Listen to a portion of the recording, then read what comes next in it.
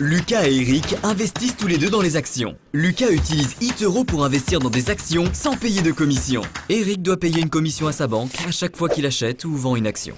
Lucas utilise CopyTrader pour reproduire les portefeuilles des meilleurs investisseurs en temps réel. Eric reçoit des conseils d'investissement de la part de son cousin Paul. Disque laser. Alors, comment se fait-il que Eric soit un aussi bon investisseur que Lucas? Il ne l'est pas, parce que Lucas utilise eToro et Eric ne le fait pas. Téléchargez eToro et investissez dans des actions sans payer de commission.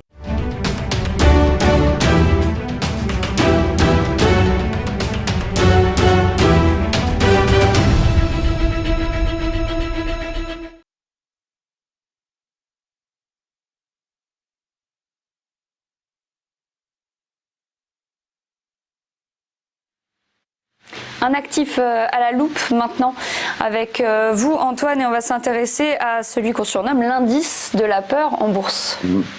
Voilà, l'indice de la peur, c'est le VIX. En fait, le VIX, c'est alors qu'est-ce que c'est que le VIX? Le VIX, c'est la volatilité, c'est une mesure de la volatilité du S&P 500, donc l'indice américain. Et en fait, ce VIX, ça traduit l'état psychologique des marchés financiers.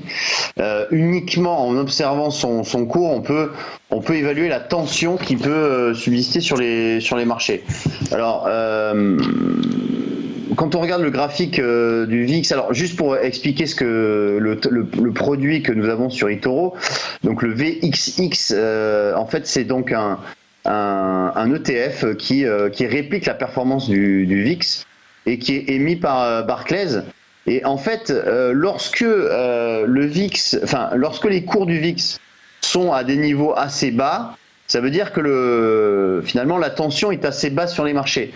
Donc on peut voir à l'écran le graphique du VIX en 2020, étant donné que en 2019, les marchés ont progressé de plus de 30%.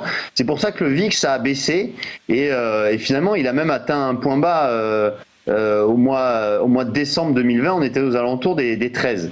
Et puis lorsque on a eu les premiers frissons du coronavirus au mois de février-mars, on voit qu'on a un VIX, donc l'indice de la peur, qui a littéralement explosé, puisqu'on est passé de 13 à 78 au plus haut, donc on a fait x5 sur cet indice, et ça a traduit vraiment la tension, la nervosité qu'il y avait sur les marchés financiers.